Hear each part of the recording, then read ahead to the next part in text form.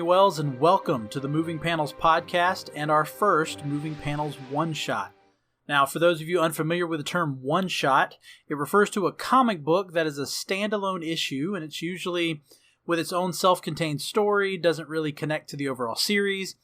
And so what we're going to do with these one-shots is these are going to serve as our mini episodes that will air the weeks between our full episodes. And the intention is this is where we can discuss things that wouldn't fit into a full episode, something that may have taken too much time in a full episode, or in the case of this one, something that I can just discuss what's on my mind. So, this being the first Moving Panels one-shot, I'm going to do this one solo. And since it's following the first episode of Moving Panels on Superman the movie, which you should really listen to if you haven't already, I wanted to share my love for Superman. Now, anyone who knows me personally knows that I am a huge Superman fan. My office that I do this podcast from is decked out with Superman. And I'm pretty sure I kept that contained during the Superman episode, so I'm going to share it a little bit now. So, as with most kids, when I was little, I would tie a sheet or a towel around my neck, and I'd run around pretending to fly, just like Superman. I had the Superman underoos, I had Superman pajamas, I watched the Super Friends cartoon on Saturday mornings, I had the action figures, Batman, Wonder Woman, Brainiac, I had them all. I even had the Hall of Justice. I even had Superman's plane. It didn't make a lot of sense why he had a plane, because he can fly, but that Superman action figure, even though I long lost the cape, it's still a part of my collection. It sits on a shelf right here in my office, which is, again, wall-to-wall, floor-to-ceiling Superman. It's my own little personal fortress of solitude. And that toy, even without the cape, and even though it's got faded colors, it's one of my favorite pieces. It means a lot to me, and it's one of the first things I show people when they see this room. Now, to this day, I wear Superman t-shirts, Superman socks, Superman ties, Superman phone case. I get Superman decals put on my podium at school, my toolbox in the garage, stainless steel tumblers. My vehicle has Superman seat covers and floor mats and anything else I can find. I really have to fight the urge to buy anything and everything that has Superman or the Superman S on it. And people who get to know me know that they pretty much will always see me with something Superman. So my admiration for Superman slowly grew throughout the years. I've always liked superheroes in general, but as I got older, I started to feel more of a connection with Superman. And it started with Christopher Reeve, as many who are my age did. I mean, Christopher Reeve, to this day, made me believe a man could fly. And his signature smile to the camera at the end of each and every Superman movie, he just made that connection. I mean, even the cheesiness of Superman 4 didn't ruin Superman for me. And as we discussed in the episode with Tim, which again, go back and listen to it if you haven't, Christopher Reeve brought Superman to life in a way that hadn't been done before, or in my opinion, since. I mean, he was Superman. In the 90s, it moved on to Dean Cain, and I watched Dean Cain, even though his version of Superman was more of a soap opera version, and his S was the majority of his chest. I didn't understand why big it was. The special effects weren't great, but it didn't hurt the character. I wanted to know more. I enjoyed watching the show, and it just kept that going. Eventually, I discovered the classic television show with George Reeves, so I have to admit I didn't appreciate those until later in life. Because the turning point for me, the thing that really cemented my love for Superman, was after the events of September 11th, 2001. I mean, on that day, everything changed. It was a day that those of us who were superhero fans, I mean, we wished we lived in a world with superheroes. But the thing is, we found out we did. We found out that there were men and women across the United States, all across the world, that We're standing together. We're supporting each other. We're helping each other. They were doing everything that Superman stands for. DC released collections of stories and artwork that praised the police, the firefighters, all the first responders that became our heroes that day. There's a great piece of art by Alex Ross that shows Superman and Krypto looking at a picture of these first responders and just a single word coming out of Superman's mouth. Wow. At this moment, the world needed superheroes. We got them in real life, and then we got the resurgence in the movies. Marvel gave us Spider-Man with Tobey Maguire. DC, although not in the movies yet, gave us Clark Kent in Smallville. And it was through that show that we began to see how Clark Kent discovered his potential. And that was the show that locked it in for me. Watching Clark become Superman. Showing how Martha and Jonathan instilled Clark with the virtues and the moral code that he would live by. That's what I needed in my life. So you're still probably asking, why Superman? What is it about Superman? Why couldn't it have been Spider-Man? Or Captain America? Or Batman? Because someone out there has already said, oh, Batman's better. And I get that. Batman always comes up when anyone talks about Superman. And it makes sense. They were the original superheroes for DC. They're 2/3 of the DC Trinity along with Wonder Woman. I have the utmost respect for Batman, Spider-Man, Captain America, all the other characters. You will hear that in every episode. I love superheroes. And I am not saying Superman is better than any of them. I am not saying who will win in a fight. My connection to Superman runs deeper.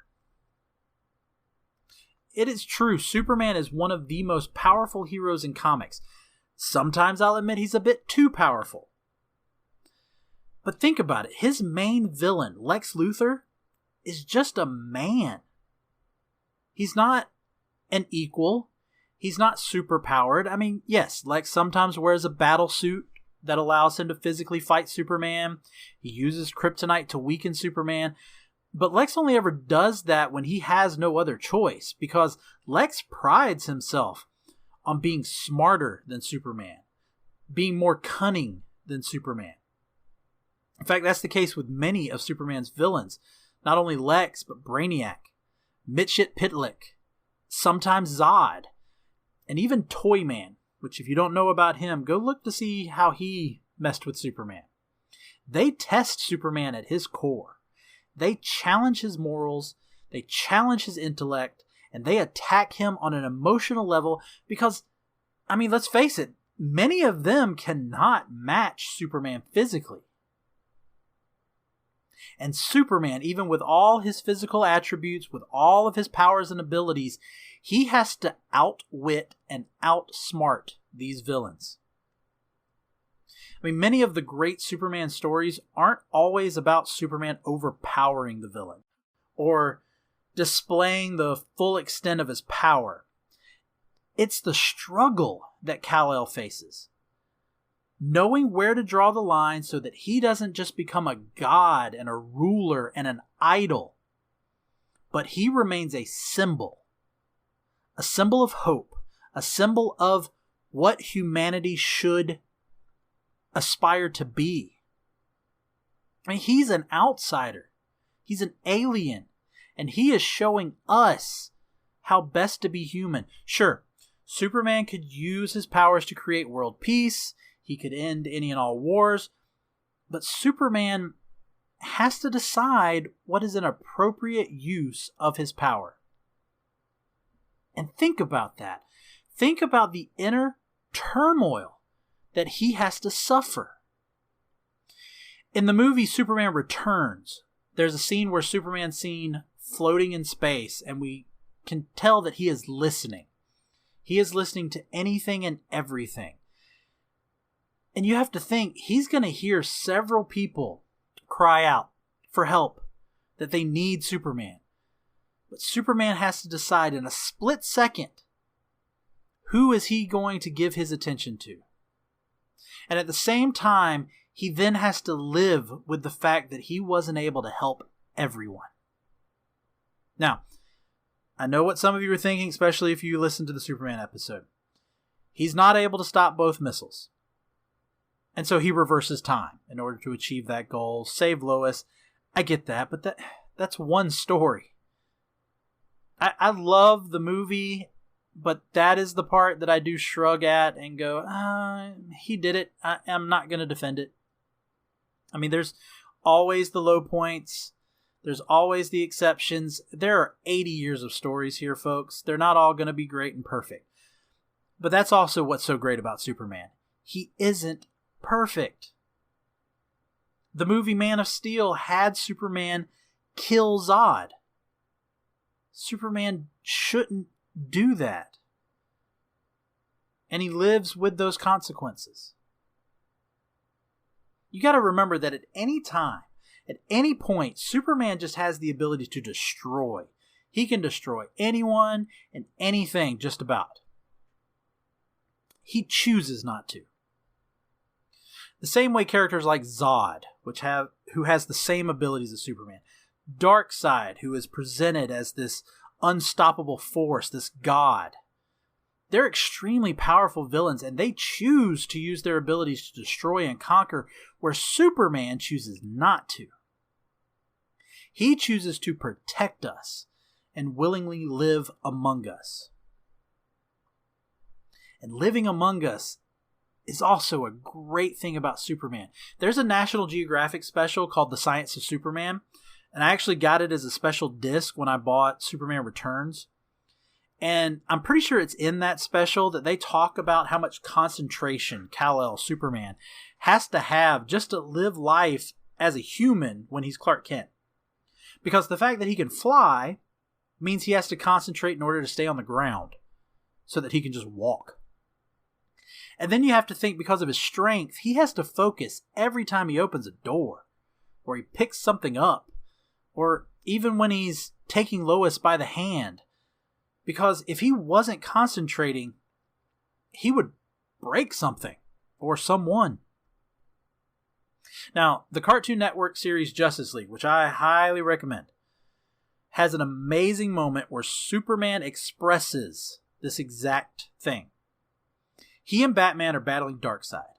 And even though Batman is no match for Darkseid, Batman continues to fight because Batman is awesome. But it's when Darkseid comments on how futile Batman's attacks are, that's when Superman decides to step up. And he defends his best friend, Batman. And he defends every other superhero and every human that Darkseid looks down upon, and he lets Darkseid know that he has been holding back. Now, if you want to watch that clip, I found it on YouTube. I've attached the link in the show notes. You're welcome to actually view it, but I want to play the audio for you right now.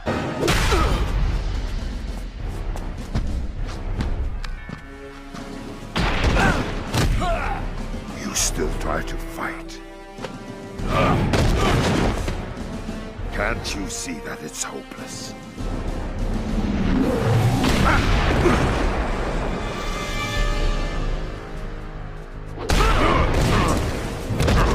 That man won't quit as long as he can still draw a breath. None of my teammates will. Me? I've got a different problem.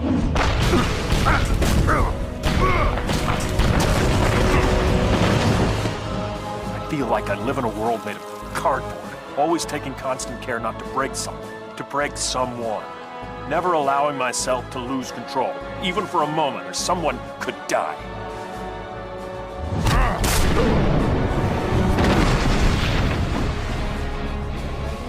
But you can take it, can't you, big man? What we have here is a rare opportunity for me to cut loose and show you just how powerful I really am.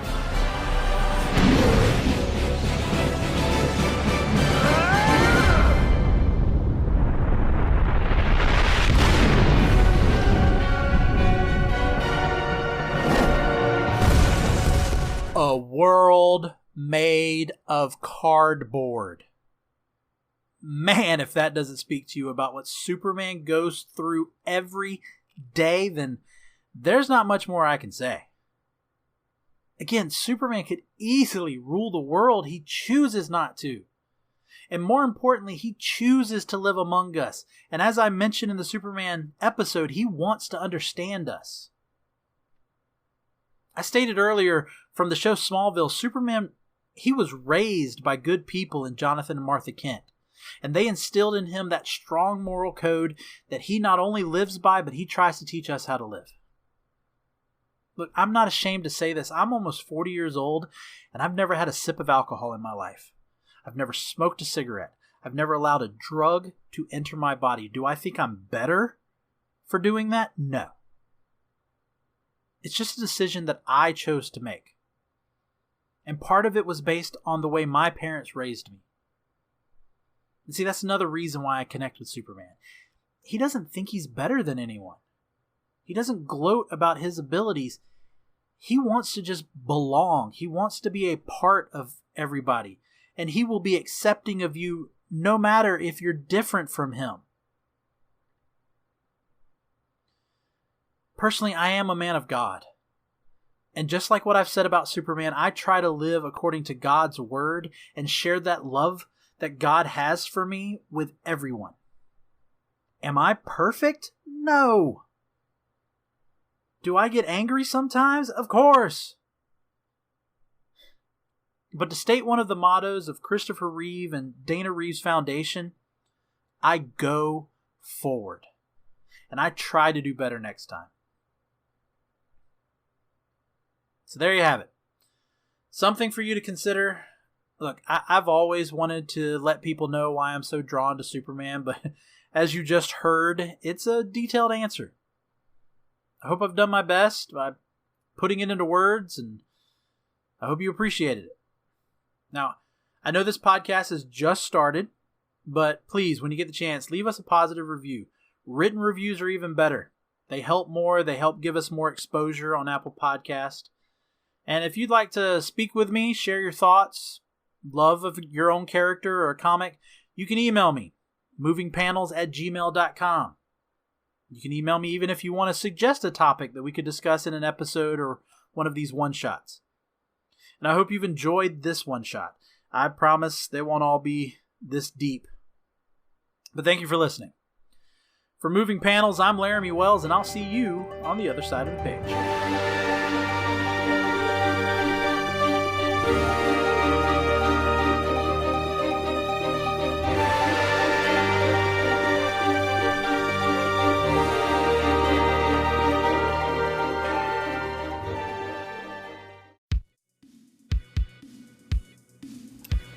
Hello movie viewers and fellow movie lovers. My name is Tim Williams and I'm the creator and host of Movie Views Presents the 80s Flick Flashback Podcast.